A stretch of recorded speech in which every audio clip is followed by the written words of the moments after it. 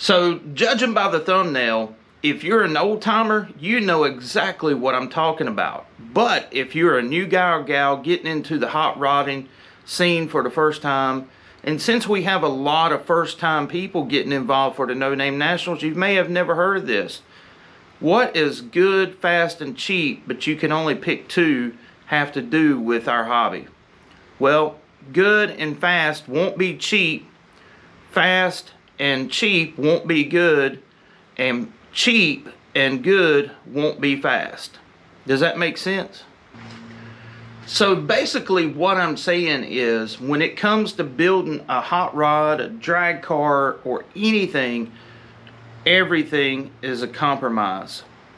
Most people starting out, including myself, the number one constraint that we're working with is our budget. Times are getting tough, money-wise, and spending the money on the right parts so that you do it one time instead of having to go back and do it multiple times can make or break your situation. So something to think about. But let's talk about mixed up boss here. You know, when I built this engine, I had a specific goal in mind for Casper. Now, David Vizard and myself, we talked about making this a 1,000 horsepower engine right out of the gate. But going back to that word compromise, Casper is a street driven truck. And the thing about when you build such a high horsepower naturally aspirated engine, reliability and durability go down. There's no two ways around it. I mean, you can't sacrifice power for longevity. Those two are always tugging at each other. Now, I have been told, well, you could make so much more power with a turbo LS. I understand that, or turbo anything. But that's not the spirit of Casper. Casper's spirit is to look like a 1971 drag truck and to use parts that could kind of replicate a what if Ford had built some engine quite like this, you know, just something to toy around with. So for me, it's all about the purpose of what you're wanting to do with the vehicle. That is something that you have to be 100% honest with yourself. You know, people build street strip cars with the idea that you're going to constantly burn down the quarter or eighth mile, when in fact they may only take it to the track a handful of times out of the year.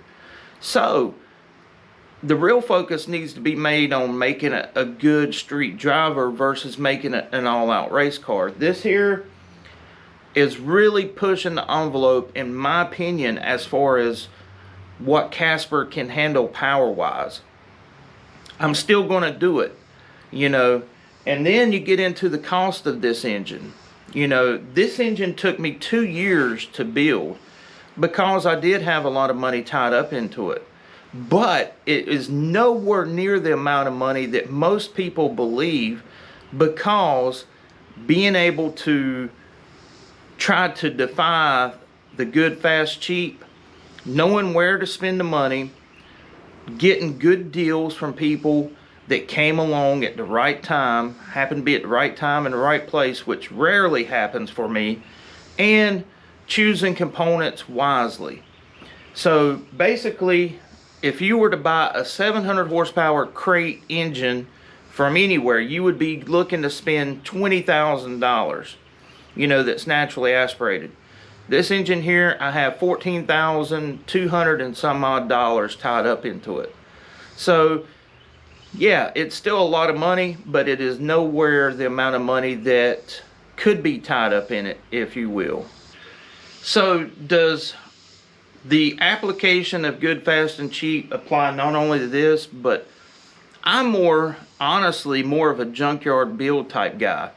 And basically, you can use good to mediocre parts as long as you have a good combination, and it will perform exceptionally well. What I mean by this, one of my favorite combinations of all time is a Ford Windsor GT40 P heads with compression, ported things that you can do here at the house. If you put the right camshaft and you have the right induction system on it, you can make enough power to go out and run 10s in a quarter mile. If you don't believe me, check Terry Grover's video out. He's done it.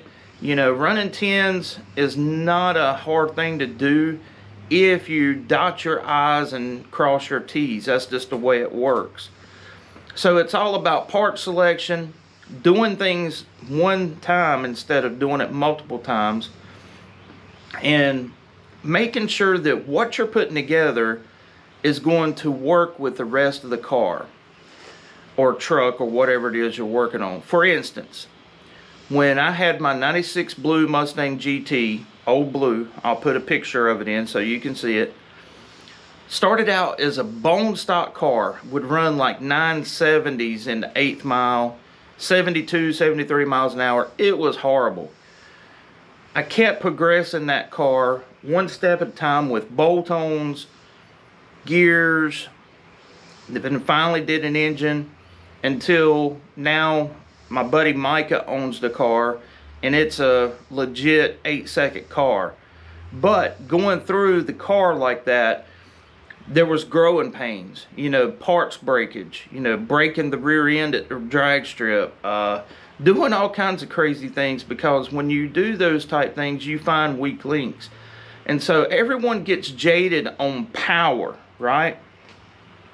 They tend to ignore the rest of the vehicle, meaning the drivetrain, the brakes.